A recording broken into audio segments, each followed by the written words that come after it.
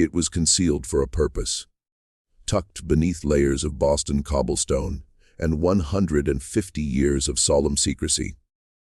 No one was ever meant to discover this tale. The official documents, they were destroyed. The eyewitnesses, they disappeared. The Beacon Hill residence, where everything occurred, was dismantled under the cloak of night. Every single brick reduced to dust and cast into the harbor. Their aim was to wipe it from memory, from the very annals of history. Yet some truths possess deep roots. They seep through the soil of time, staining the present with queries never intended to be posed. And the primary query, the one that haunted a select few until their final breaths, is straightforward and deeply unnerving. What transpired with the Callahan sisters, Elara and Isolde? In the spring of 1871, they were 16 and 17 years of age. Brilliant daughters of a shipping tycoon, renowned for their intelligence and their nearly ethereal attractiveness. In the winter of 1891, 2 decades later, they remained 16 and 17 years old, not merely in look, but in every quantifiable biological aspect. They never aged, not even by a solitary day, and the explanation for why was not a blessing. It was a bargain. A horrifying agreement forged in the shadows of America's most esteemed city. How did this vanish from the historical record? How does something so implausible, so essential to our grasp of existence and mortality, simply get concealed? The answer is more alarming than the mystery itself, because it implies that the reality you believe you inhabit is a meticulously arranged stage, and concealed behind the curtain exist forces that manipulate the very principles of nature for their own purposes. This isn't merely a narrative about 2 girls who halted time. It concerns what was taken from them, and from us, to safeguard their secret. It concerns a force so immense it has molded the world we occupy today, and you remain unaware of its existence. Yet you are about to become aware. This story discovered me in an unexpected manner. A leather-bound trunk acquired at a dusty estate auction in rural Massachusetts. Inside, not family treasures but a solitary wax-sealed journal. The confidential record of Dr. Alistair Finch, a physician once esteemed in Boston society, then abruptly discredited and confined to an asylum where he passed away in 1902. His offense: he declined to forget the Callahan sisters. You are not merely observing this, you are becoming a participant.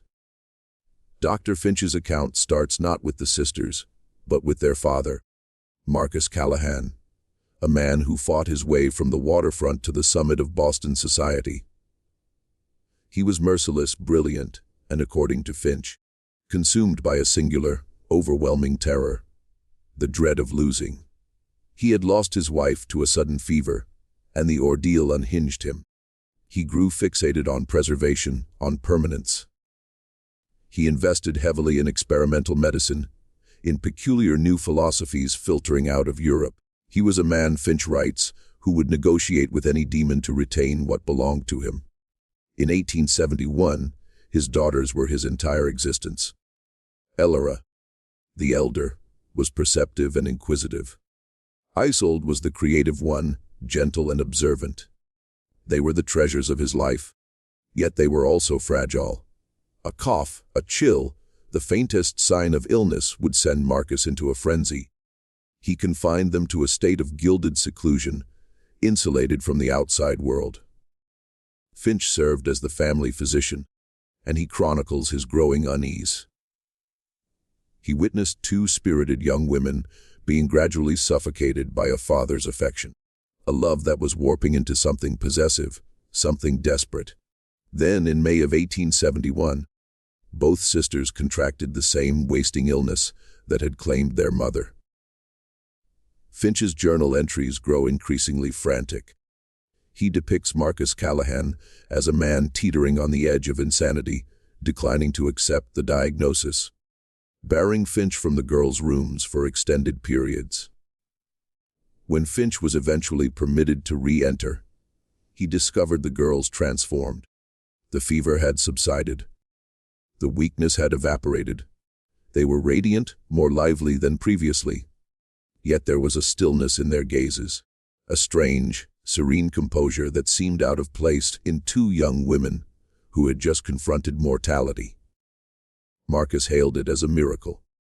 He dismissed Finch with a generous, yet unequivocal final settlement. But Finch could not escape the sensation that he had not witnessed a healing. He felt he had observed an exchange. Something had been removed from that residence, and something else, something unnatural, had been allowed entry. He writes, "I perceived not the flush of wellness on their faces, but the cold sheen of porcelain." For the subsequent 5 years, Finch observed from a distance. The Callahan sisters became prominent figures in Boston's high society, yet they were never truly part of it. They were displays, flawlessly preserved, always smiling, their laughter never quite reaching their eyes. They hosted gatherings, attended balls, but Finch noticed that their conversations were repetitions of things they had learned years earlier. Their viewpoints never progressed. Their anecdotes never altered. It seemed their minds, much like their bodies, were trapped in amber. They were exquisite dolls, animated by a recollection of who they once were. The murmurings commenced around 1876. Initially, they were merely casual gossip. How the Callahan girls never seemed to grow older. How their fashion sense remained perpetually 5 years out of date. But the rumor mill in a city like Boston grinds slowly, yet it grinds finely. Friends from their youth married, had children, and began to display the initial signs of aging on their faces. Not Elara and Isolde. They stayed immaculate, untouched. A whispered historical rumor from that period, uncovered in a Forgotten Society column, reads, "To behold the Callahan sisters is to witness a photograph brought to life. A fragment of the past rendered eternal." One questions whether Mr. Callahan's devotion is a blessing or an act of taxidermy. This chilling observation was more prophetic than its author could have ever imagined.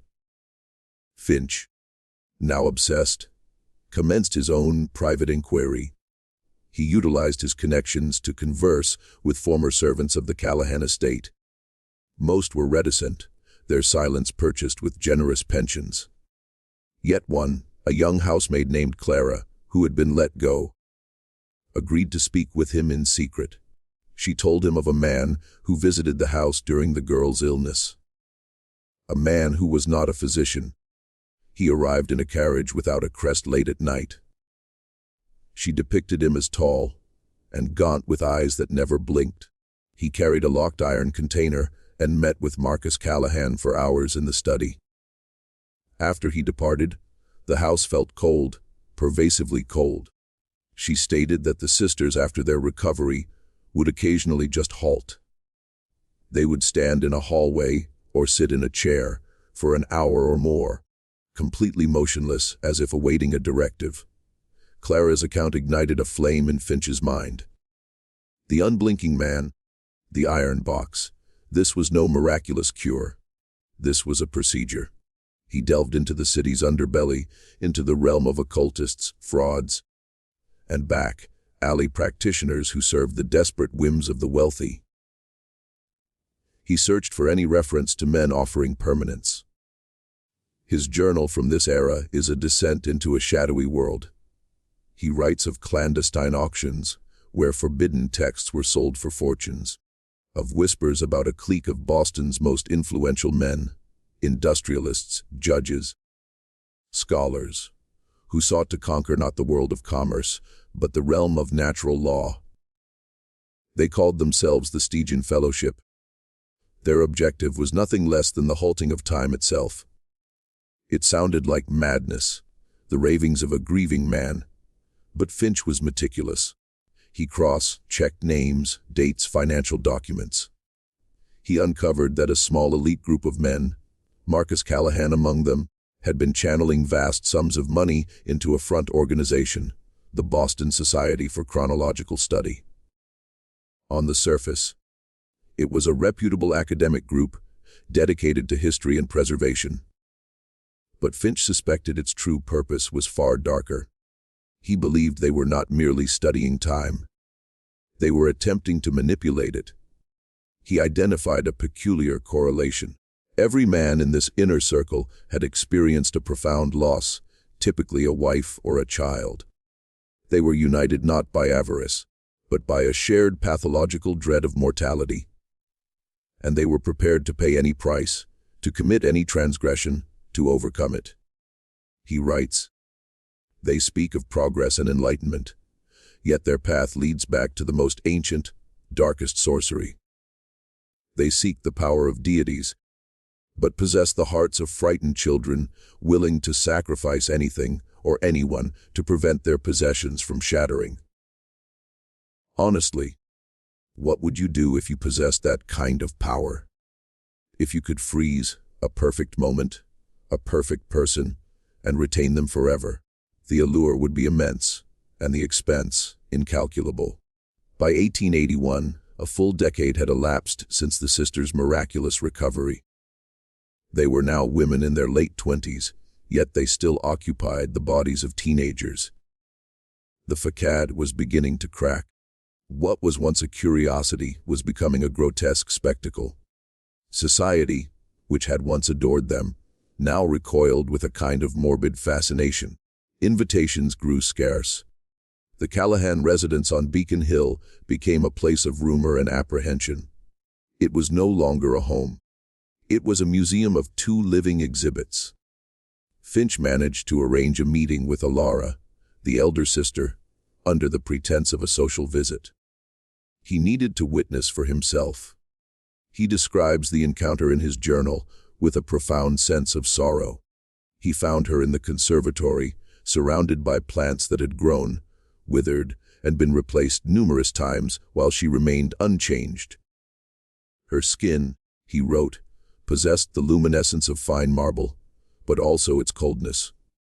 Her eyes were bright, yet the intelligence behind them was merely a recording. She spoke of a concert she attended the previous week, but the concert she described had taken place in 1872. I asked her about the future, about her aspirations. She looked at me with a serene, beautiful emptiness and said, "The future is today, Dr. Finch. It is always today." It was the most unsettling thing he had ever heard. She was not truly alive, not in any meaningful sense. She was cycling. Her consciousness was trapped in the same loop of memories repeating endlessly. She was a captive in her own flawless, unchanging body. The pact her father had made did not merely halt her aging. It had halted her evolution. As he was leaving, she pressed a small, folded piece of paper into his hand, her placid mask fracturing for just a moment. A flash of sheer, unadulterated terror in her eyes. "He watches," she whispered. Her voice had a dry rustle. "He always watches." On the paper was a single cryptic drawing, a serpent consuming its own tail, but within the circle was a depiction of a blooming lotus flower slowly being constricted. A symbol of infinity, strangling a symbol of life and rebirth. It was a message, a cry for assistance from a soul trapped in a beautiful, unbreakable prison. The symbol, the Ouroboros strangling the lotus, became Finch's obsession. It was not a recognized alchemical or occult symbol. It was distinct. It was a key. He spent months in the dusty archives of Boston's libraries, poring over ancient texts in search of a match. He discovered it eventually in a privately published, exceptionally rare book bound in human skin. A text so vile it was only mentioned in hushed tones. The Somnus Infinitum, or the Endless Sleep. The book was not about magic in the theatrical sense. It was a kind of proto-scientific manual, a grimoire of biological manipulation. It described a process, a transference where the vital regenerative life force, the bloom of one subject, could be utilized to induce a state of stasis in another. It did not grant immortality. It granted permanence. But the cost was monstrous. To render one thing permanent, Something else had to be consumed. The process required a continuous source of life force. It was not a one-time procedure. It was a subscription, a parasitic relationship. The book described the creation of a vessel, a biological anchor that would draw life energy from a source and channel it into the subject. The subject would be locked in perfect, unchanging stasis. The vessel, well, the book was chillingly ambiguous. It only referred to the vessel as the withered prince. The source, it implied, had to be a living entity rich in vitality. The drawing from Elara was a diagram. The serpent represented the stasis, the endless loop. The lotus represented the life force being consumed. The Callahan sisters were not merely frozen in time. They were the endpoint of a horrifying biological circuit. Their unnatural permanence was fueled by the slow, systematic draining of something or someone else. Suddenly, a series of strange disappearances that had plagued Boston's poorest districts over the previous decade took on a terrifying new significance. Young, healthy men and women taken from the streets, never to be seen again. The police had no leads. But Finch now had a theory too dark to contemplate. Were these lost souls the source? Were their lives the fuel for the sisters' endless youth? This was a machine of flesh and blood. Finch realized he was standing on the edge of a precipice. This was no longer merely about the Callahan sisters. It was about a conspiracy that treated human life as a raw commodity. The Stygian Fellowship was not just a club for grieving fathers. It was a sophisticated vampiric enterprise. He had to locate the vessel, the withered prince, the biological engine driving this entire nightmare.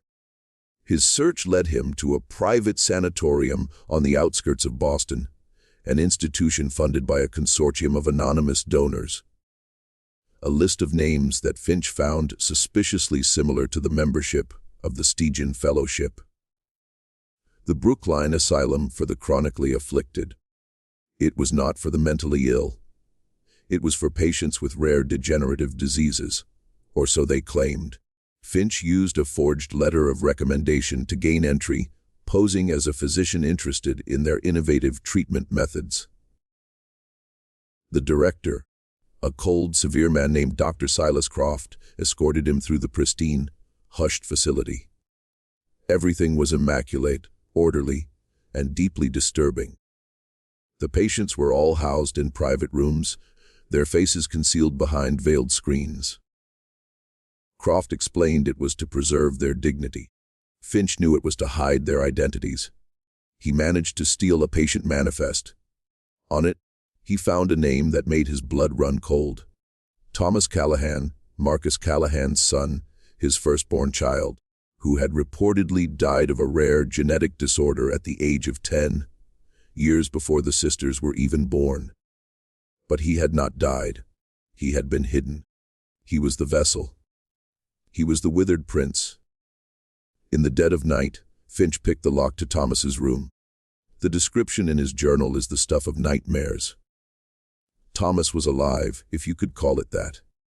He was ancient, 100 years old in the body of a boy. His skin like parchment, his limbs atrophied, his breath a faint whisper. Yet he was connected by a series of strange, wearing devices and glass tubes filled with a faintly glowing fluid to a central machine in the room, a machine that hummed with a low, predatory energy. And his eyes were open. They were ancient, lucid, and filled with an agony so profound it was almost a physical force. He could not speak, but his eyes screamed. Finch had found the engine. Marcus Callahan had not merely sacrificed strangers to preserve his daughters. He had sacrificed his own son. The horror of the discovery nearly shattered him. Marcus Callahan had turned his own son into a living battery, a withered, forgotten god fueling the artificial lives of his perfect daughters. Thomas was the secret shame, the monstrous price for the family's miracle. His slow decay was their eternal youth. The glowing fluid in the tubes, It had to be the extracted life force, the bloom. It was being siphoned from Thomas, processed by this humming, arcane machine, and then somehow delivered to Elara and Isolde. But how? Finch knew he could not linger. Dr. Croft's eyes had held a glint of suspicion. He had to escape, but he could not leave without evidence.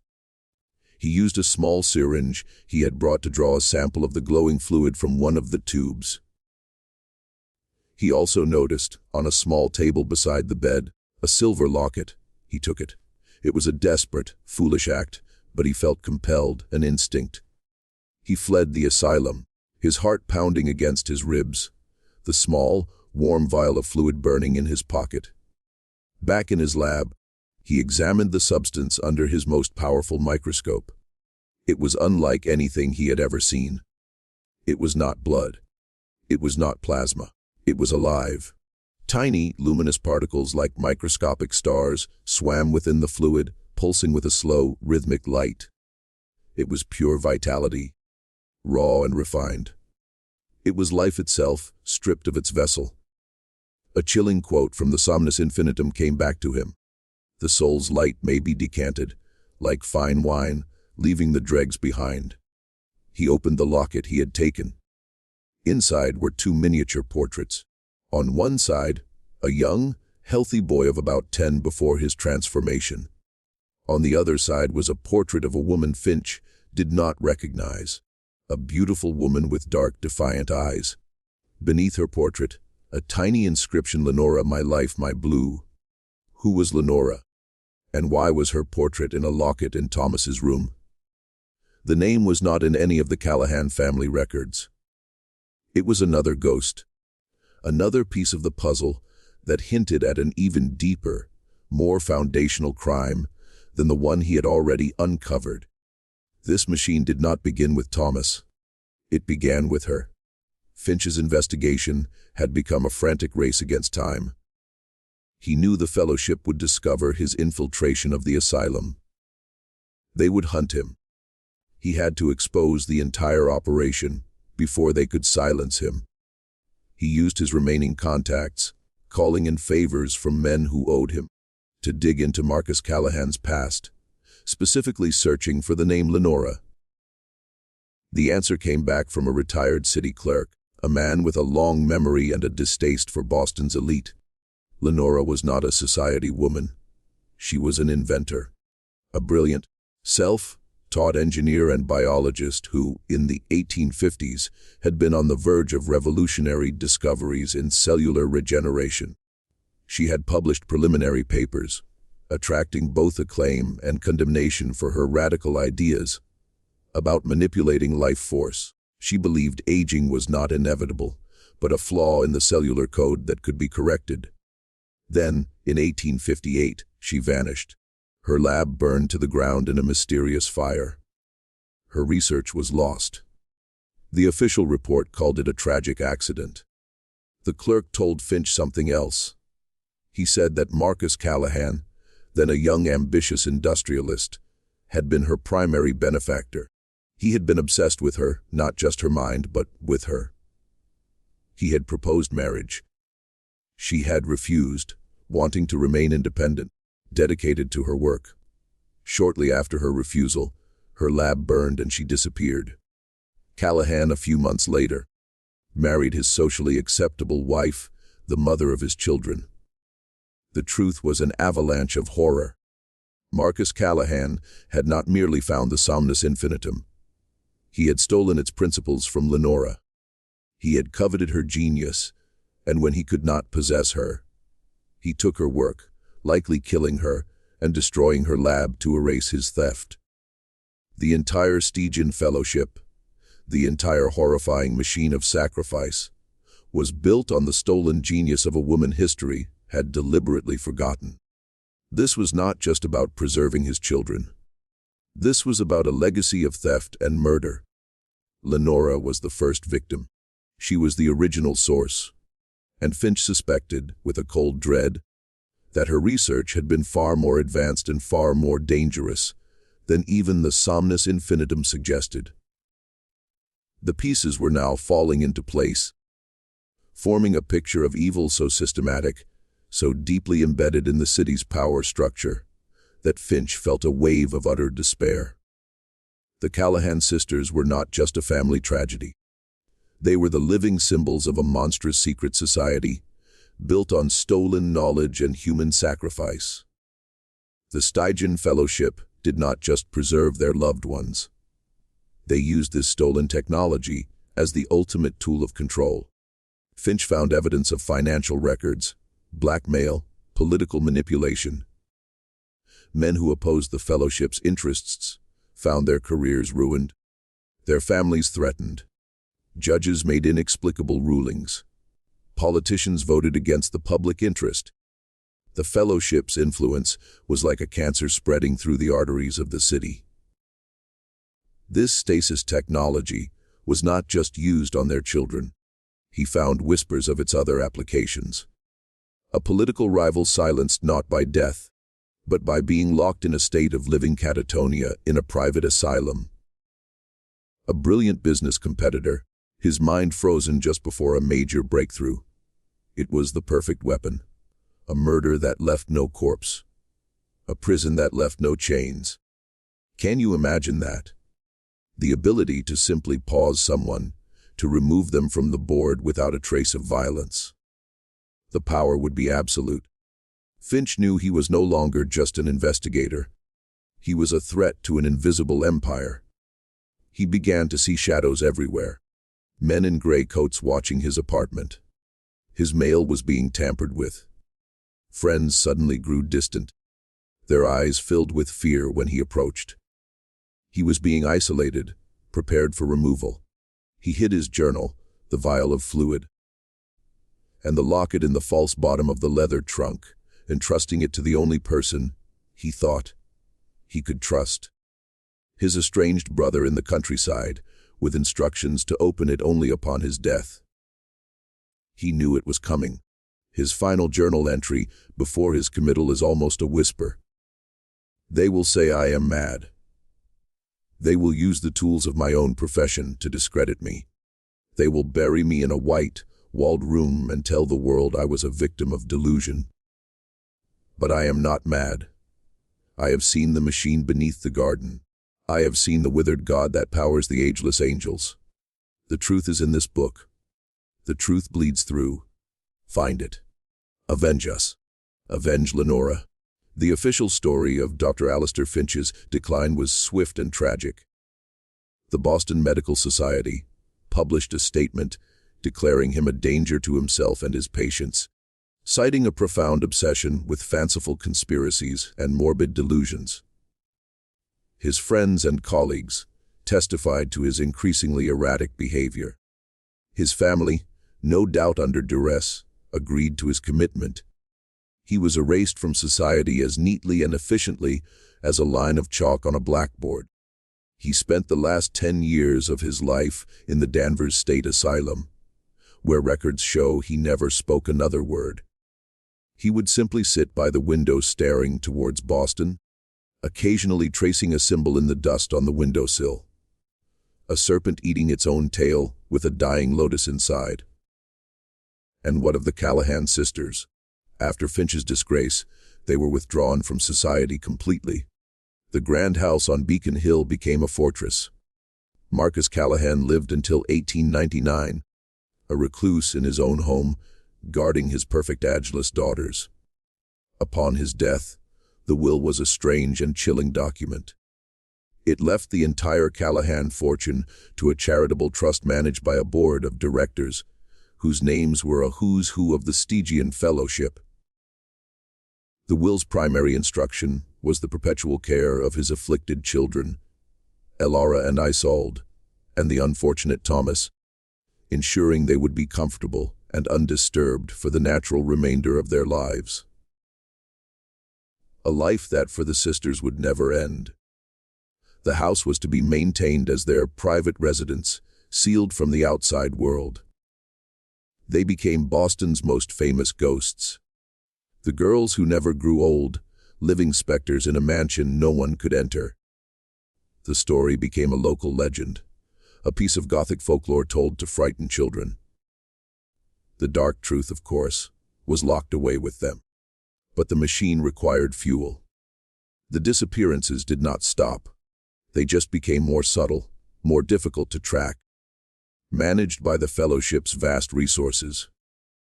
The withered prince in the asylum still needed to be fed. The porcelain dolls in the mansion still needed their stolen bloom. If you have come this far, comment, "The truth bleeds through." Below. You are beginning to understand that some legends are true. The end of the story, as far as the world knew, came in 1905. A massive fire starting in the boiler room consumed the Callahan mansion in a matter of hours. The blaze was so intense that the entire structure collapsed into the foundation. When the ashes cooled, investigators found almost nothing. The official report stated that Marcus Callahan's 2 daughters, Elara and Isolde, perished in the fire. Due to the extreme heat, their remains were unrecoverable. It was a neat, tidy ending, a tragic but plausible conclusion to a strange family story. But Finch's journal tells a different story. He foresaw this. In a section written during his paranoid final days of freedom, he speculated on the Fellowship's endgame. "They cannot let the sisters be discovered," he wrote. "As medical science advances, their condition would become an uncontainable curiosity. A single blood sample under a modern microscope would expose everything. The stasis is a relic of a bygone era. They will not risk it. They will not cure them. They will cleanse the board. They will burn the evidence. They will call it a tragedy."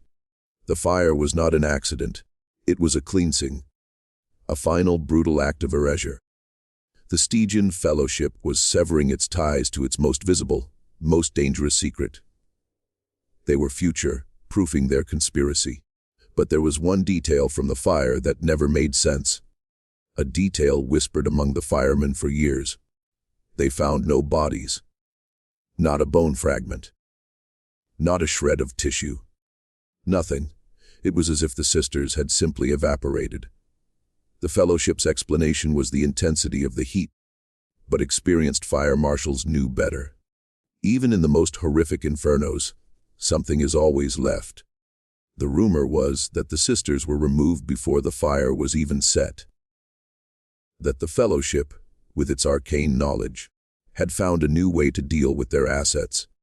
That Elara and Isolde were not destroyed, but simply relocated, put back into storage. Waiting. Waiting for a time when their secret could be safely revived. This is where the story truly descends from history into a living nightmare. Because if they were not destroyed, where did they go? This question haunted the few who knew pieces of the truth. What do you do with 2 perfectly preserved 17-year-old women who are in reality nearly 50 years old? You cannot release them. You cannot kill them in any conventional way. You have to hide them. After the fire, the Stygian Fellowship began to evolve. They shed their 19th-century occult trappings and morphed into something far more modern and insidious. They became a foundation, a philanthropic trust, a biomedical research institute. They moved their wealth and influence out of the gaslit parlors of Boston and into the sterile boardrooms and laboratories of the 20th century. Their names are on universities, hospitals, research grants. They became the quiet, unseen architects of the future. And their core project, the conquest of aging and decay, never stopped. It just went deeper underground. Finch's journal gives us the most terrifying clue. He discovered from a text he referenced, a footnote in the Somnus Infinitum, that the stasis effect could be enhanced. It could be made dormant. The subject could be placed in a state of suspended animation so profound that they would register as dead to all but the most esoteric examination, a state called the cold lacuna. The text described a ritual using specific chemical compounds and resonant frequencies that could induce the state. It also described how to reverse it. It was a biological off switch. My theory: the Fellowship did not burn the sisters. They put them to sleep. They switched them off.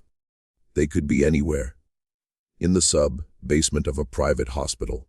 In a cryo vault at a research facility. Hidden in plain sight. Two perfect porcelain dolls waiting for their masters to wind them up again. The fire was just a theatrical cover. The real horror is that the Callahan sisters could still be out there. Their strange, impossible youth preserved in a secret sleeping state. A living testament to a power that has hidden itself from the world.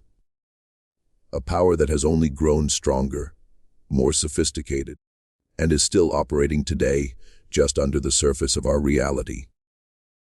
They are the ultimate secret weapon, the ultimate proof of concept, and the men who control them are no longer just Boston industrialists. They are the hidden kings of the modern world. Now, we must talk about the fuel. Thomas, the withered prince. The fire at the Callahan mansion was a public spectacle, but a quiet, unremarked upon event happened the very next day. The Brookline Asylum for the chronically afflicted had its own, much smaller fire. A minor electrical fire confined to a single patient's room in a remote wing. The patient, an unidentified male who had been there for decades, died of smoke inhalation. His records were lost in the blaze. His body was cremated before any family could be notified. Another neat, tidy ending, Docker. Silas Croft, the asylum's director, retired with a generous pension and moved to a private island in the Caribbean. The fellowship was cleaning house. They were severing every link to their 19th century origins. Thomas, the engine of the whole machine, was no longer needed. The sisters were dormant. The technology had likely evolved. They no longer needed a single withered vessel. Perhaps they had found a more efficient way to harvest the bloom. Perhaps the network of disappearances became a global industrial-scale operation. Think about it. The 20th century was filled with chaos, wars, famines, genocides. Unprecedented opportunities for a quiet, methodical organization to harvest human vitality on a massive scale, completely unnoticed amidst the larger tragedies. The fellowship's methods grew with the times. They graduated from snatching paupers off the streets of Boston to manipulating global events. A chilling thought from one of Finch's more speculative entries. What if war is not a failure of diplomacy, but a successful harvest? What if the chaos that terrifies us is the ecology that feeds them? This is the true scope of the conspiracy Finch stumbled upon. It was not just about two girls. It was about a hidden system of power that feeds on human life, a system that has woven itself into the fabric of our history. The vial of fluid Finch stole from Thomas's room. I had it analyzed. I used a contact at a private cutting-edge genetics lab, telling them it was a sample from an anonymous archaeological dig. The results were inconclusive and terrifying. The lead scientist called me, his voice trembling. He said the substance defied all known biological principles. It contains human mitochondrial DNA, but it was structured in a way that was theoretically impossible. He said it appeared to be a liquid form of pure cellular energy exhibiting quantum properties. He could not explain. He begged me to tell him where it came from. I told him I could not. 2 days later, his lab had a catastrophic server crash. All the data from the analysis was lost. All of his backups were corrupted. He was placed on indefinite administrative leave. They know I have it, and they are still cleaning house. You have to understand the psychology of these men. The members of the Stygian Fellowship, they do not see themselves as evil. They see themselves as pioneers, as saviors. They believe that humanity, with its messiness, its decay, its mortality, is a flawed creation. They believe they are perfecting it. They are the gardeners, and we are the weeds, or occasionally the prized orchids to be preserved. In their worldview, sacrificing a few, or a few million, for the sake of achieving ultimate control over life and death is not a crime. It is a noble, necessary act of evolution. They are post-human. They have elevated themselves beyond the common moral framework. Finch understood this. He wrote, "To argue with them about morality is like arguing with a surgeon about the sanctity of the flesh he cuts." They see only the system, the mechanism. They have lost the ability to see the soul within the machine. And their power comes not just from their wealth, but from their secrecy and their patience. They plan in terms of centuries, not years. They have built a dynasty of knowledge, passed down from one generation to the next. The children of the original members are now the elder statesmen of our world. They sit on the boards of global corporations. They fund political campaigns. They shape public opinion through media empires. You have probably seen their faces on the news, read their names in financial reports. You admire their success, their longevity, their seemingly ageless vigor. You attribute it to good genes, clean living, expensive health care. You do not see the dark machinery working behind the scenes. You do not see the price that was paid and is still being paid for their good fortune. The Callahan sisters were their first successful experiment, a prototype. How many more had there been since? How many influential figures in our world who seem to defy the ravages of time are part of this program? What if the secret to their power is not just money? What if it is time itself? What if they have mastered the art of stealing it from others? This is the core of the forbidden truth. The world is not run by the people you think. It is run by a quiet few who have conquered the one thing the rest of us cannot escape: death. Let us talk about the housemaid, Clara. She is the one who told Finch about the unblinking man. Her testimony was the first crack in the facade. After speaking with Finch, she disappeared. Her family was told she had taken a new position with a wealthy family in England and would be traveling for many years. She was never heard from again. But Finch, in his meticulous way, kept digging. He discovered that the wealthy family in England was a fiction. The ticket she had supposedly purchased was for a ship that did not exist. She was another loose end, neatly tied up and disposed. But Clara was clever. She was terrified of Marcus Callahan and his associates. She left something behind: an insurance policy. She wrote a long, detailed letter, a full confession of everything she saw and suspected, and gave it to her priest with instructions that it should only be opened if she went missing. The priest, an honest man named Father Michael, was horrified. When Clara vanished, he went to the police. He presented the letter. An investigation was opened, and then it was promptly closed. Father Michael was visited by two well-dressed gentlemen who spoke to him about the reputational damage such a fantastical story could do to the church and to him personally. They mentioned the orphanage the church ran and how its funding depended on the generosity of certain benefactors. The message was clear. The letter vanished from the police evidence locker. Father Michael was transferred to a remote parish in the far west, where he died a few years later of a sudden illness. The system protected itself. It was flawless. But they missed one thing. Before Father Michael was transferred, he did something incredibly brave. He made a copy of Clara's letter, and he hid it. He hid it in the back of the oldest Bible in his new remote church. And there it sat for over a century, a forgotten testimony, a ghost's cry in the wilderness. It was found in 2019 when the church was being decommissioned. The letter, in Clara's desperate looping script, confirms every detail of Finch's investigation, but it adds one more chilling detail. She saw what was in the iron box the unblinking man brought to the house. She peeked through the keyhole of the study. It was not medical equipment. It was a small, ornate cage, and inside the cage was a bird. A nightingale, she wrote, that sang a song that made the glass tremble. A nightingale. The detail seems poetic, almost absurd.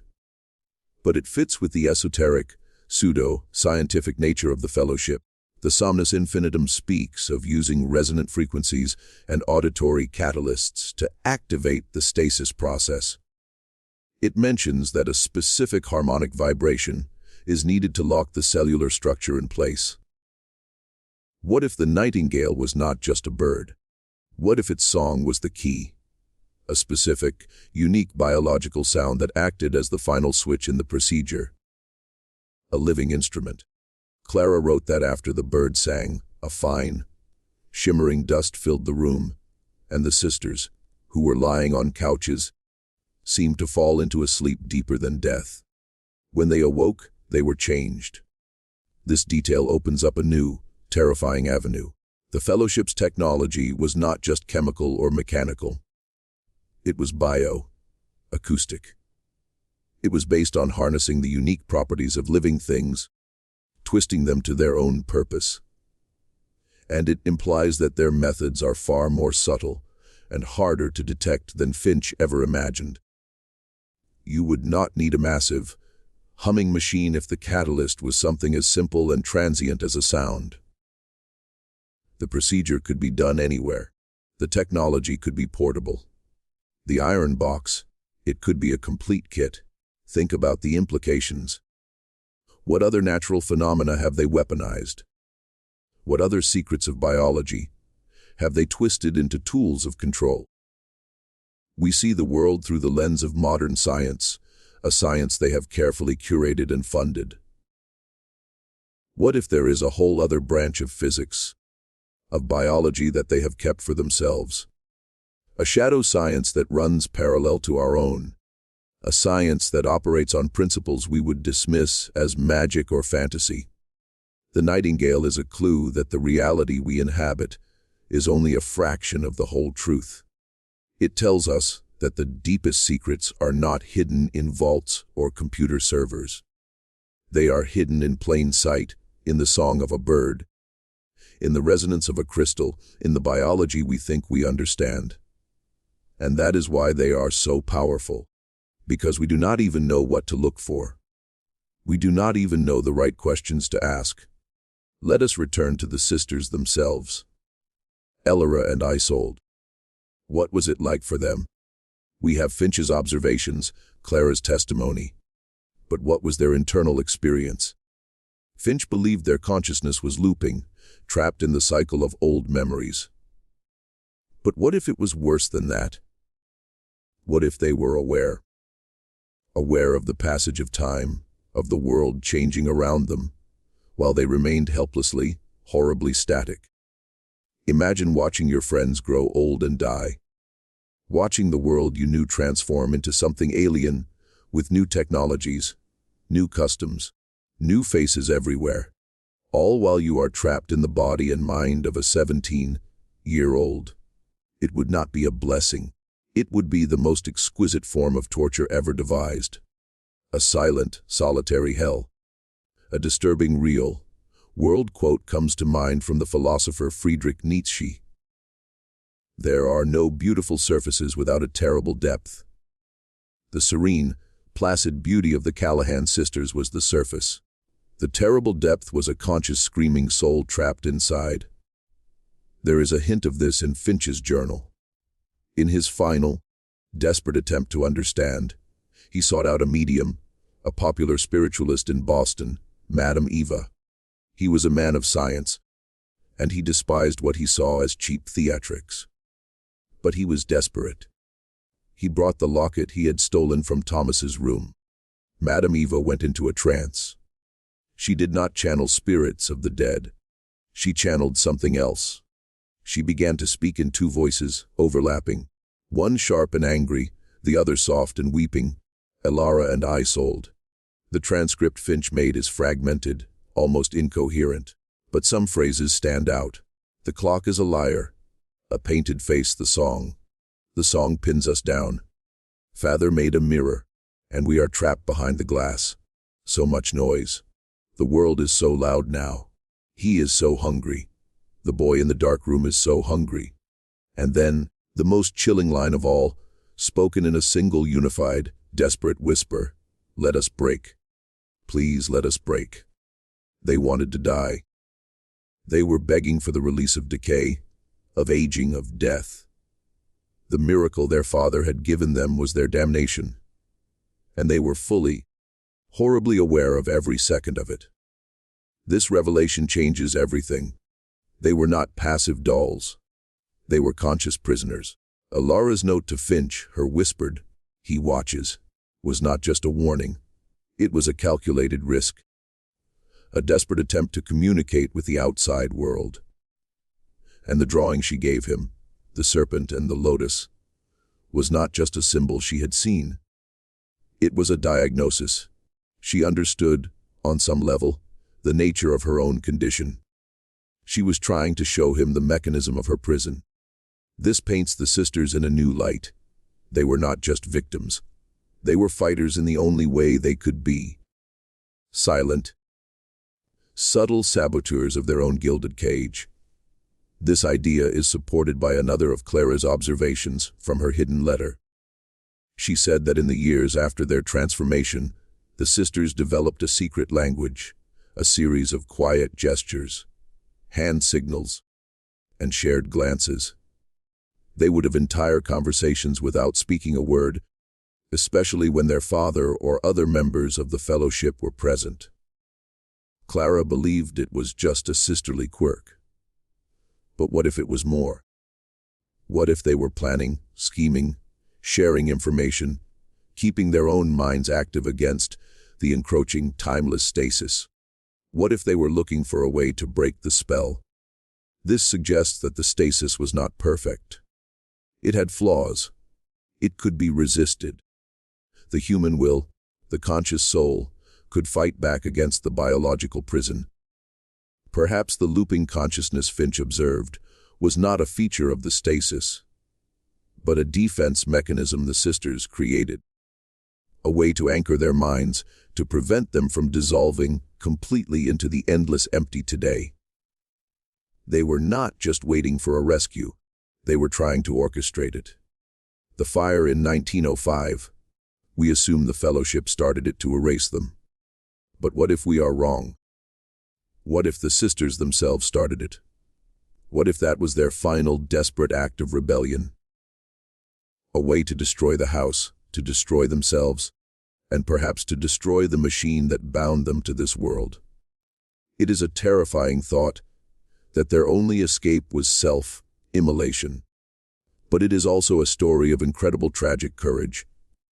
A final no screamed into the face of a power that had tried to steal their very souls. If the sisters started the fire, it reframes the entire narrative. It means they were not just chess pieces. They were players. But it also raises a terrible question. Did it work? Did they succeed in destroying themselves? Or did the fellowship intervene, rescuing them from their suicide attempt and putting them into the cold lacuna against their will? The evidence is ambiguous. A lack of remains could support either theory.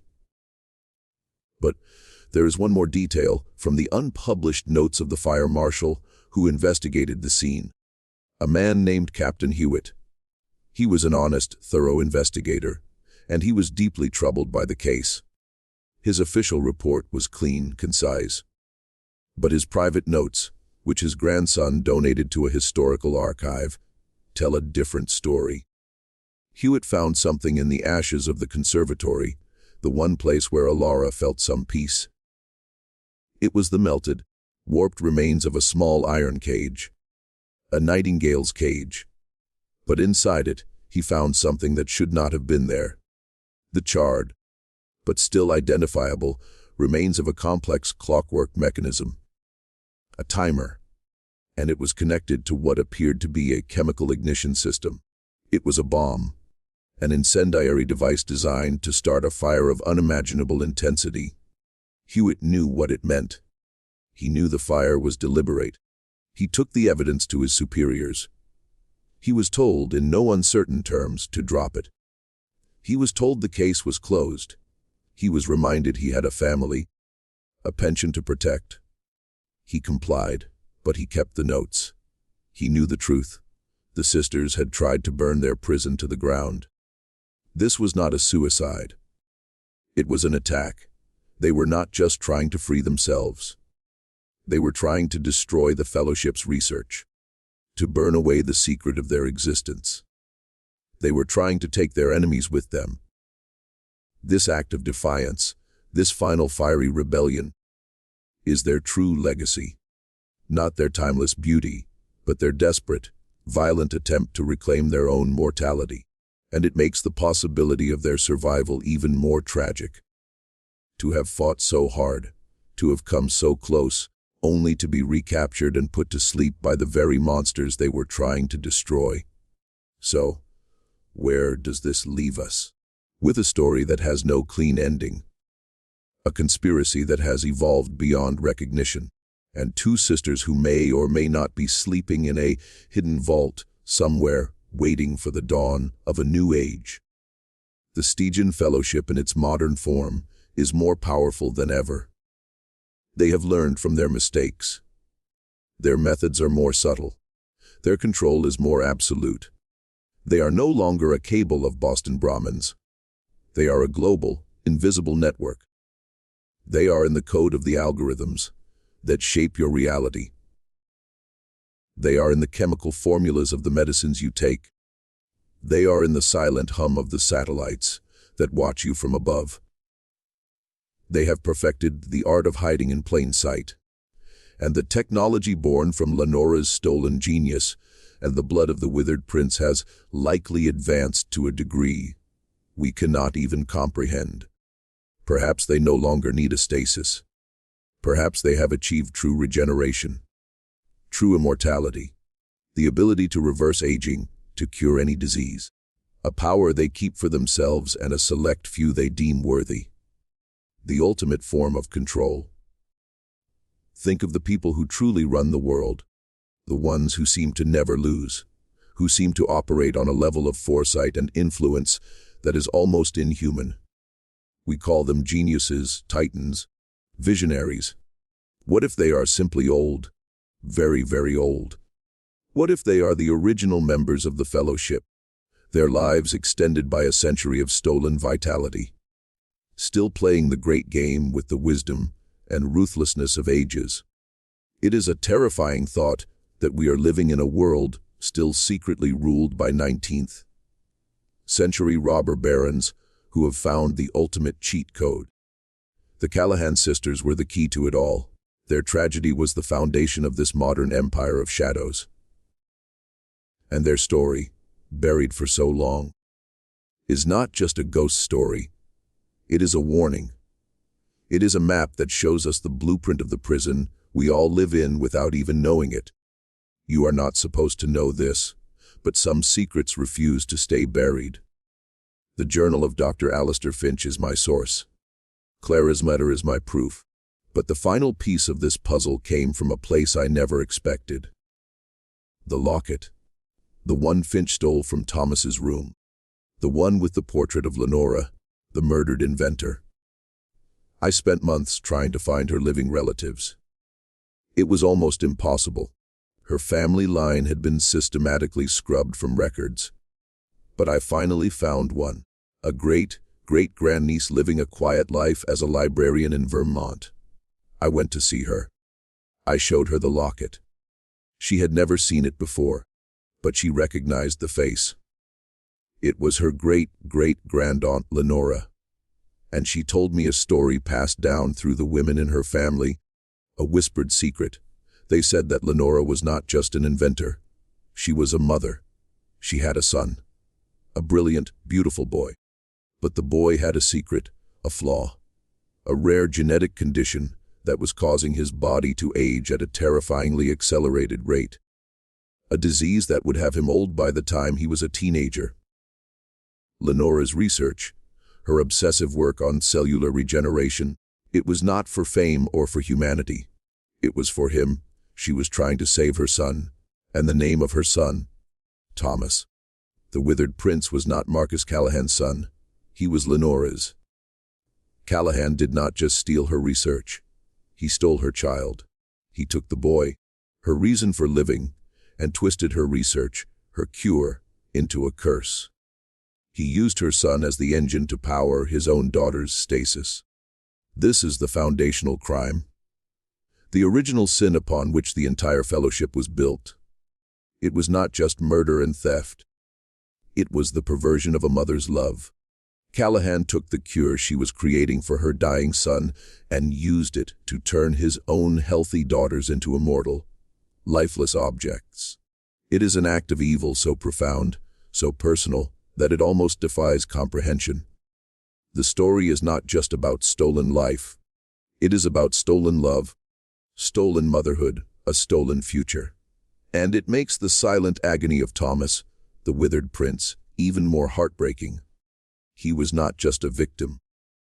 He was the betrayed and forgotten son of the very genius whose work was being used to torture him. This final revelation recontextualizes everything. Marcus Callahan's actions were not born of a father's grief. They were born of a monstrous, possessive envy. He coveted Lenora's genius. He coveted her son, a child more brilliant than his own. When he could not have her, he took everything that was hers and twisted it into a monument to his own ego. The Callahan sisters were living trophies. Proof that he, Marcus Callahan, could conquer time, using the tools of the woman who had rejected him. The Stygian Fellowship was not a brotherhood of grieving fathers. It was a club of entitled monsters who believed their wealth gave them the right to own anything and anyone.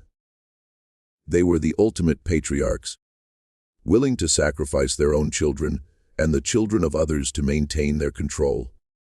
They did not fear loss. They feared irrelevance. They feared the natural order, where the old must make way for the new. They sought to stop that cycle, to establish a permanent, unchanging world with them at the top. A world where their daughters would never leave them, where their power would never fade. It is the ultimate expression of tyrannical narcissism, and it is a pattern we see repeated throughout history. Men of power trying to stop the clock, trying to control the uncontrollable, leaving a trail of broken lives in their wake. The story of the Callahan sisters is not a unique anomaly. It is the most extreme example of a timeless human darkness. A darkness that wears the mask of progress, of love, of protection, but which is, at its core, nothing more than a terrified, ravenous ego consuming the world to feed its own fear of the end. This is the lesson Finch learned, the one that drove him to what the world called madness. He saw that the greatest monsters are not creatures from stories. They are men who have convinced themselves that their desires are more important than the lives of others. Men who would burn the world to see themselves reflected in the ashes. Now, you must ask yourself, why this story and why now? The Journal of Dr. Finch, Clara's letter, the fire marshal's notes. These pieces have been scattered for a century. Why are they surfacing at the same time? I believe it is because the system is beginning to crack. The Fellowship, for all its power and planning, is not infallible. A century of secrets is a heavy burden to carry.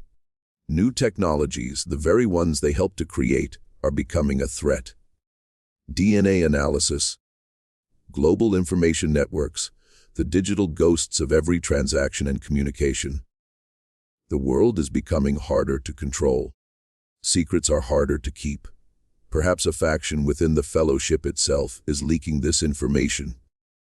A younger generation, horrified by the sins of their fathers, trying to expose the truth from the inside. Or perhaps it is something else. Perhaps the stasis technology itself is becoming unstable. Perhaps the porcelain dolls are beginning to crack on their own. The energy that sustains them cannot be maintained forever. The laws of nature, the true laws, can be bent, but they cannot be permanently broken. Entropy always wins. The universe demands its payment. There is a concept in physics known as quantum entanglement. Two particles linked in a mysterious way, no matter how far apart they are. What happens to one instantly affects the other.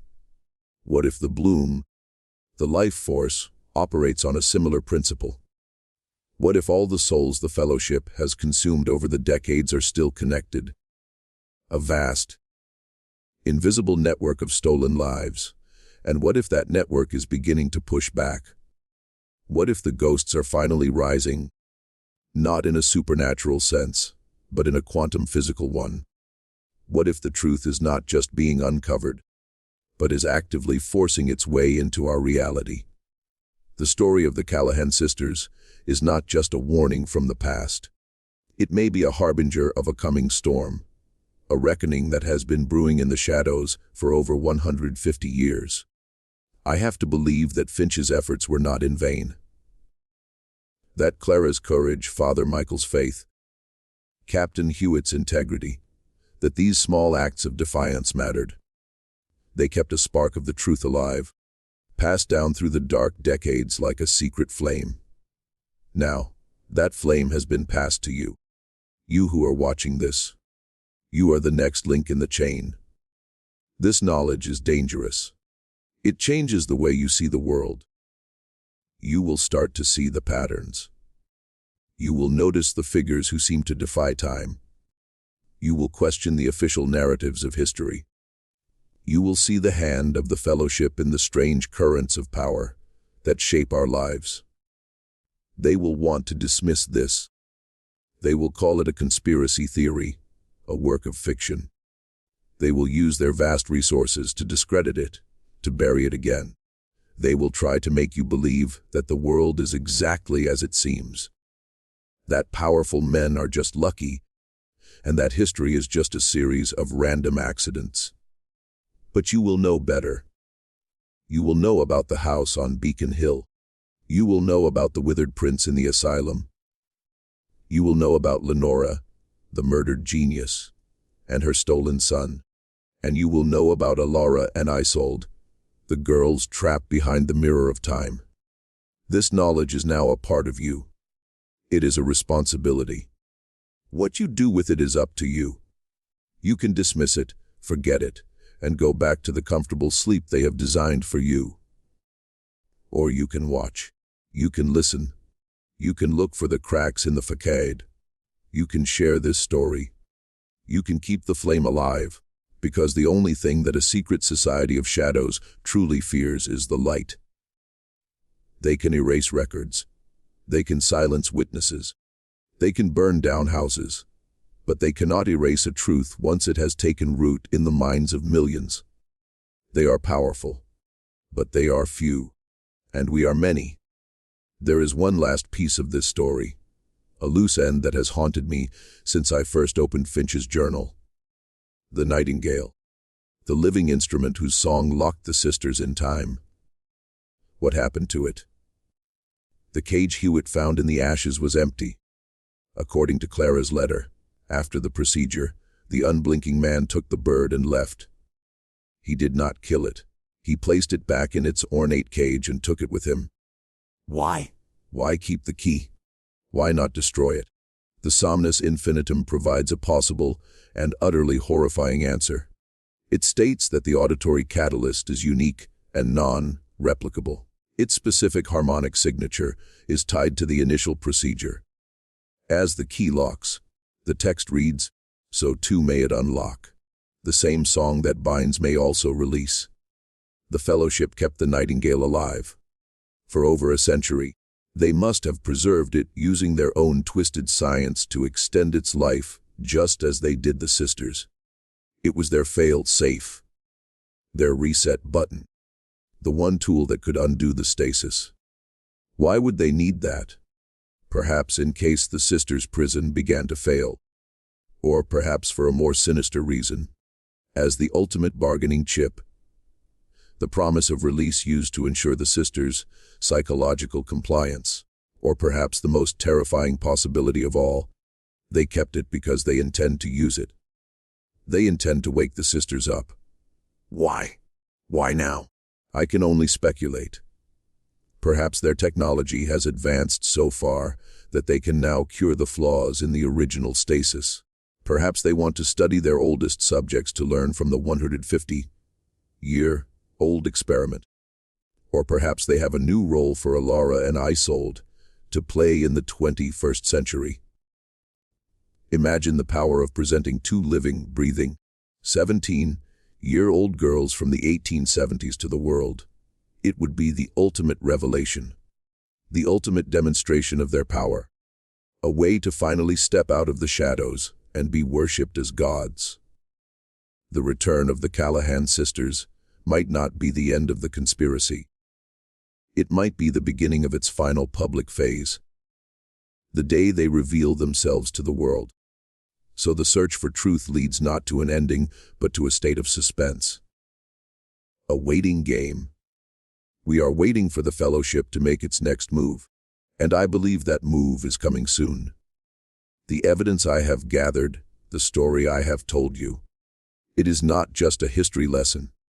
It is an active threat to their secrecy, and they will respond. They always respond. I do not know what form that response will take. Perhaps a sophisticated campaign of disinformation, perhaps a direct attack on the sources of this information, on me.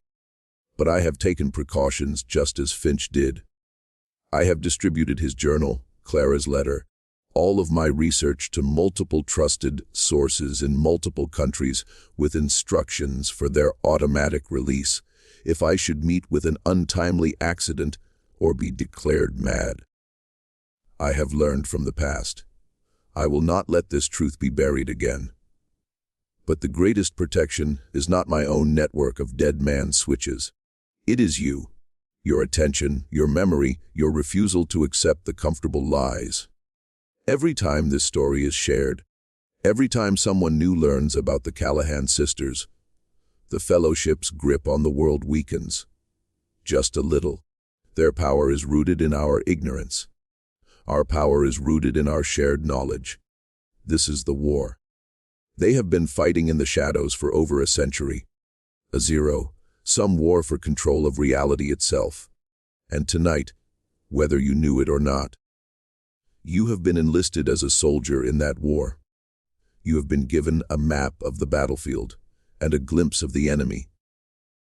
An enemy that has been hiding in plain sight. An enemy that has shaped the world you were born into. An enemy that believes you are nothing more than fuel for their machine. But they are wrong. The human spirit, the desire for truth, for justice, it is a force of nature they have never been able to truly extinguish. Not in Lenora, not in Finch, and not in the two sisters who set their own prison on fire. I often think about the vial of glowing fluid that I still possess, the sample of pure life force that Finch stole from Thomas's room. It sits in a lead-lined box in a secure, undisclosed location. It is the last physical piece of evidence from that time, the last tangible remnant of the machine. Sometimes I am tempted to destroy it, to pour it into the earth and let it dissipate. It feels like a cursed object, a concentration of so much pain and suffering. But I cannot, because it is also something else. It is proof. It is the one thing that their science cannot explain away. It is the impossible object that proves the impossible story is true. And it may be the key to undoing their work. If Lenora's genius could be engineered from this sample, if her original benevolent intentions could be rediscovered, perhaps a true cure could be found. Not just for the sisters, but for the disease of power and greed that created them. Perhaps the cure for the Fellowship lies in the very substance they created to sustain themselves. A poetic justice that I think Dr. Finch would have appreciated. This is my hope, that this story will not just be a warning, but a catalyst, that it will inspire a new generation of investigators, of scientists, of truth-tellers, who will not be intimidated, who will pick up the trail that Finch left behind, who will dare to ask the forbidden questions, and who will, finally, expose the Stygian Fellowship to the light. The truth is out there, scattered in archives, hidden in old letters. buried in the code of corporate balance sheets. It is a puzzle with a million pieces. I have given you the corner pieces. It is up to you to help fill in the rest. Look for the patterns. Question the timelines. Follow the money. And never, ever believe that history is settled. It is a living, breathing thing. And it can be rewritten. The ghosts of the past are speaking. It is time we started to listen. What does it mean to be timeless? We romanticize the idea. We see it as a form of perfection. Eternal youth, endless beauty. But the story of the Callahan sisters shows us the truth. To be timeless is to be lifeless. Life is motion. Life is change. Life is growth and decay. It is the constant, messy, beautiful process of becoming. To arrest that process is to commit a profound violence against the very nature of existence. It is to create a statue, not a person. The Stygian Fellowship in their arrogance believed they were conquering death. But they did not. They just created a more elegant, more horrifying form of it. A living death, a death of the soul trapped inside a shell of unchanging flesh. And in their quest to control life, they became the ultimate agents of death, consuming countless lives to fuel their illusion of permanence. They are the true withered princes. Their souls have been decaying for 150 years, even as their influence grows. This is the ultimate paradox of their power. To hold on to everything, they had to lose themselves. They are the ghosts now, haunting the corridors of power.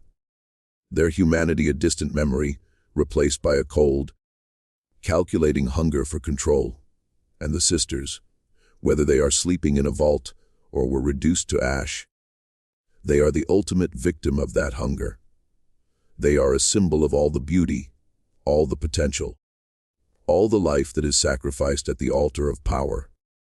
Theirs is not just a story from the past. It is the story of our world, written in the language of Gothic horror. It is the story of what we lose, individually and collectively, when we allow a small, frightened few to dictate the terms of our existence. It is the secret that underpins our entire civilization. But secrets have a shelf life, and this one is long past its expiration date. The truth is bleeding through, and it cannot be contained any longer. In the end, this story is a choice. You can choose to believe it, or you can choose to dismiss it. You can see it as a tangled web of historical facts, rumors, and speculation, or you can see it as a glimpse into the hidden machinery of the world. But I ask you to consider this. If a power like this did exist, a power to stop time, to erase people, to control history, is this not exactly what the world would look like? A world of unexplained inequalities, of seemingly invincible dynasties, of secrets and lies that stretch back for generations. A world where the official story never quite seems to add up. Maybe the greatest trick the Fellowship ever pulled was not convincing the world they did not exist, but convincing us that this broken, manipulated world is the only one that is possible, that it is just the way things are. They have normalized their own monstrosity. They have made their prison our reality. Dr. Finch died believing he was a failure. He died alone in an asylum, his name disgraced, his life's work buried. He never knew if his journal would be found. He never knew if the truth would ever come out. But he did it anyway. He stood up. He spoke out. He wrote it all down in the desperate hope that someone someday would listen. Tonight, we have listened. We have borne witness to his courage. We have heard the whispers of Clara, the pleas of Elara and Isolde, the silent scream of Thomas. We have honored the memory of Lenora. We have pulled a single dark thread from a tapestry of lies.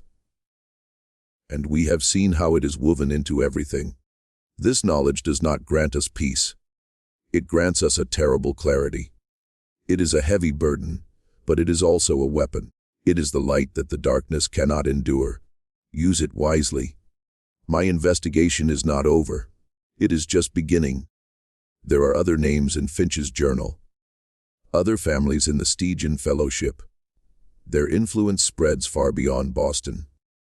It has roots in New York, in London, in the halls of power all over the world. The story of the Callahan sisters is just the first chapter. There are other experiments, other victims, other secrets buried just as deep. I will continue to follow the threads. I will continue to dig. I will not stop until the entire rotten edifice is exposed. But I cannot do it alone. This is too big for one person. It requires a collective effort, a community of seekers who are willing to look past the veil. This is my call to you. Do not be a passive viewer. Be an active investigator. Look into your own local histories. Look for the powerful families who seem to have no origin. Look for the strange coincidences, the convenient deaths, the erased records. The fellowship was not just in Boston. They had franchises. They had partners. The pattern is there if you know how to look for it. The symbol of the serpent and the lotus may appear in the most unexpected places. On an old cornerstone, in the design of a corporate logo, in the stained glass of a church window. These are their markers, their quiet declarations of ownership. They believe they own the past. They believe they own the future. It is time to show them that they are wrong. It is time to take our story back. The truth is a powerful and dangerous thing, but it is the only thing that will ever set us free. This story is my first offering. There will be more. The ghosts of the past have found a voice, and they will not be silenced again. The world is about to change. So, what are you left with? A dark tale of a forgotten corner of American history, but it is more than that, is it not? You feel it. That cold knot of recognition in your gut, the feeling that this story, in some strange way, is true. Not necessarily every detail, every name, but the core of it. The idea of a hidden power, a secret knowledge, a system that operates just beyond our perception. This is a truth that resonates on a primal level. We have always suspected that the world is not what it seems. We have always felt like there were strings being pulled by unseen hands. The story of the Callahan sisters gives a name and a face to that feeling. It gives a framework to understand the things that do not make sense, and that is why it is so powerful. It validates a suspicion that has haunted humanity for millennia. The suspicion that we are not alone at the top of the food chain. That there are predators among us who look just like us, but who operate on a different set of rules with a different set of appetites. Predators who feed not on our flesh, but on our time, on our vitality, on our very future. This story is not meant to leave you with fear. It is meant to leave you with anger. A righteous anger. The anger of the deceived. The anger of the exploited. It is an anger that can be channeled into action, into vigilance, into a demand for the truth. The world is a dark and complex place, but it is not hopeless. The light of a single candle can push back a great darkness. Finch was a candle. Clara was a candle. Now, you are a candle, and together, we can create a fire that they will never be able to extinguish. This story is no longer just mine to tell. It is yours. The final chilling thought is this.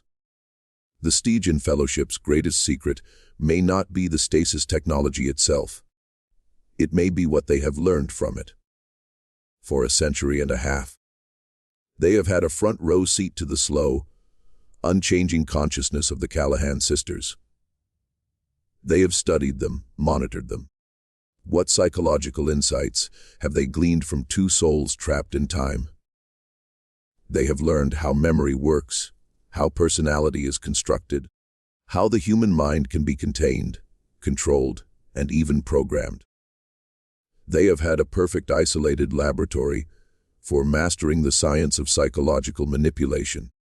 The technology to control the body was just the first step. The true prize has always been the technology to control the mind. And that is a technology I believe they have perfected. It is the reason our world feels so confusing, so divided.